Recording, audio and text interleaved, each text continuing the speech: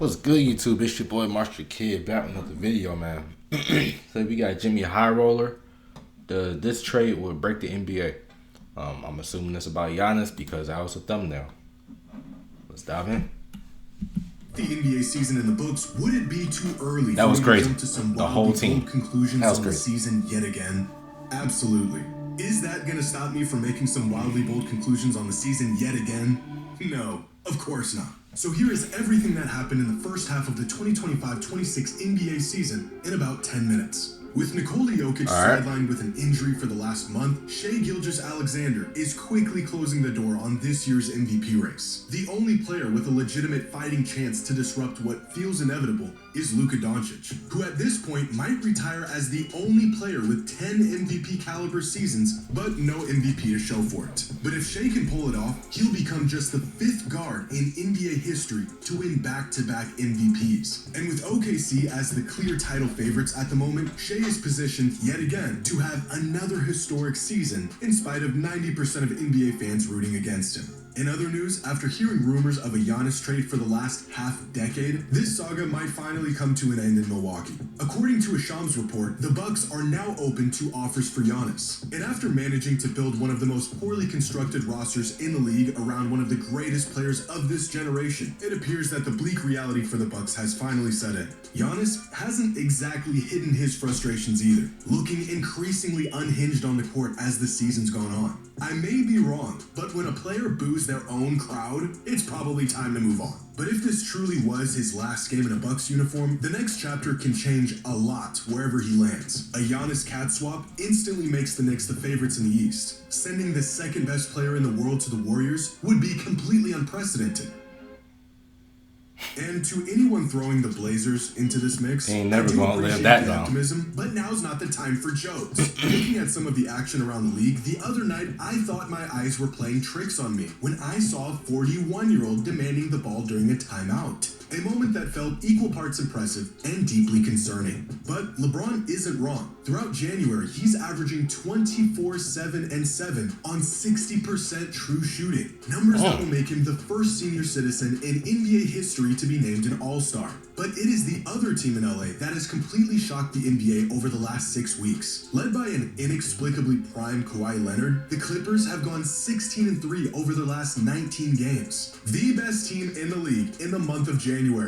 I know, right? It's crazy. This whole time, I thought it was James Harden who was going to save us from the team of doom and their looming draft pick. But instead, they've relied on the most unreliable superstar in NBA history. A turnaround even their own fans couldn't see coming. In fact, one Clippers blogger was so confident that his team was dead in the water that he tweeted this on December 20th. The exact night the Clippers began their run. Why did he choose this extremely specific condition?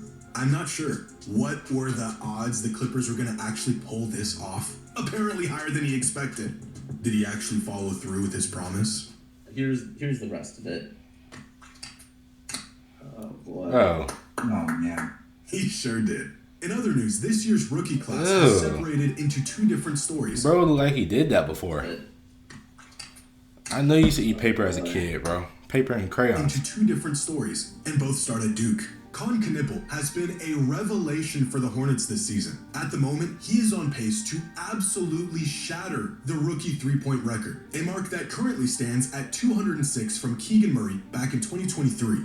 Con is on pace to make 272 threes this season. And it's not just the volume. Knipple is currently shooting 43% from downtown, the most accurate volume shooting rookie in NBA history.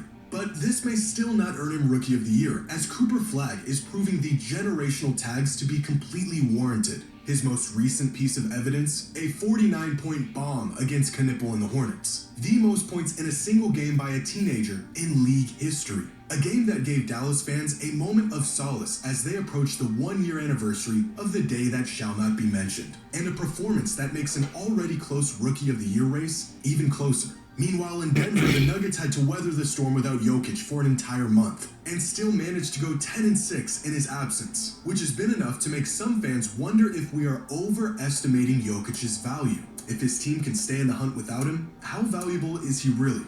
To which I say, stop it. Get some help. The Nuggets have a good team, a playoff team.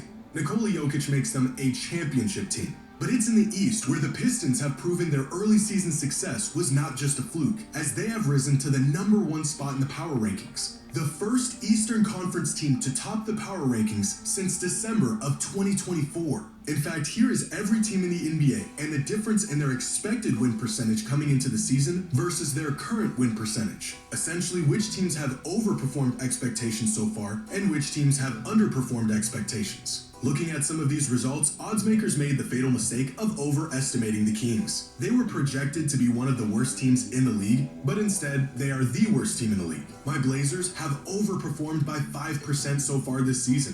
That's right. Read it in wheat, buddy. And even with these numbers accounting for the absence of Tyrese Halliburton, the Pacers have completely unraveled this season, underperforming expectations more than any other team. On the other end of the spectrum, you have the Celtics, who have managed to stay competitive in what most people thought would be kind of a rebuild season on the back of Jaylen Brown, who has proven himself to be a true MVP candidate. The Pistons continue to improve, outperforming expectations by 17%. But quietly having the most... That's kind of crazy, though. The Pistons were literally, like, the worst team ever, like, 2 years ago, bro. And now these boys are top 3 in their conference.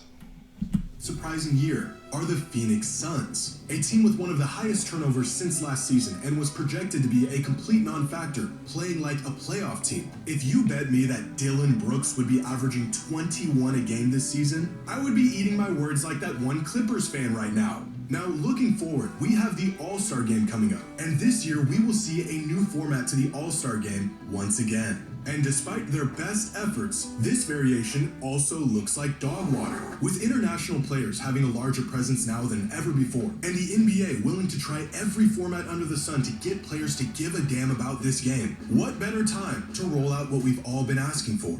USA versus the world. It's perfect. Shea versus Steph, Ant versus Luka, Jokic and Giannis versus... well, you get the point. But instead of this masterpiece, the league decided on a format that includes 4 12-minute games featuring one world team and 2 USA teams, splitting the US talent in half. So instead of a battle between the US versus the world, we will get 4 really short games of pickup basketball between 3 fractured teams with probably some Kevin Hart skit jammed in between them. Nice.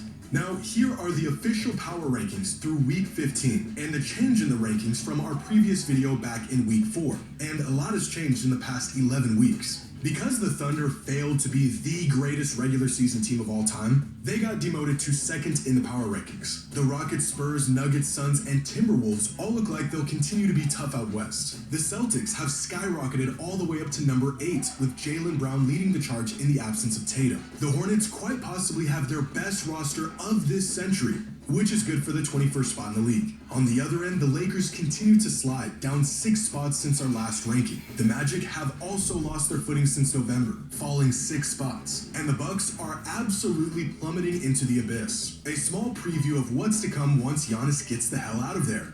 And the Wizards are still the Wizards. And finally, for our midseason awards, first team All-NBA includes Luka, Shea, Cade Cunningham, Jaylen Brown, and Victor Wembanyama. Second team is Maxey, Mitchell, Kawhi, Ant, and Brunson. And third team is Harden, Murray, Curry, Jalen Johnson, and Kevin Durant. Now more than ever, the 65-game minimum rule is really affecting these end-of-season awards. Giannis has already missed too many games to qualify, and Jokic will more than likely miss out on these awards too, since he can only miss one more game moving forward. Austin Reeves and Joel Embiid have also missed too many games. Even Wemby and Kawhi are one small injury away from missing the cut. So fingers crossed, but more than likely these teams will continue to change as the season goes along. Now, our mid-season MVP is Shea Gilgeous-Alexander, once again having historical impact on a nightly basis and being available at a time where availability is as valuable as ever. Our Rookie of the Year is Cooper Flag, coming off of one of the best rookie performances the league has ever seen. Our scoring champ is still Luka Doncic, averaging 34 a night. Our Defensive Player of the Year is Victor Wembanyama,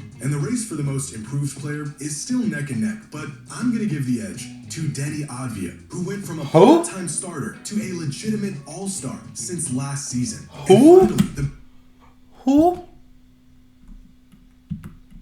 Player is still neck and neck, but I'm gonna give the edge to Denny Avdia, who went... Denny Avdia, who is that? I ain't never heard bro in my life. Bro just got in the league like a month ago maybe. Improved player is still neck and neck, but I'm going to give the edge to Denny Avdia, who went from a part-time starter to a legitimate all-star since last season. And finally, the best team in the league and our mid-season champions are the OKC Thunder, who have cooled off significantly since their historic start, but still remain the most dominant team in the league and favorites to win the title this season. And that was everything that happened in the first half of the NBA season in about 10 minutes. Hope you all enjoyed. And as always... Hey, Jimmy Holler, another banger, another video. Make sure to go subscribe to him. Check out his content, man. But I ain't gonna lie, it's 12:30 right now. I'm about to crash, man. But make sure you like, comment, subscribe, man. All links in the description. And till next time, man, we out.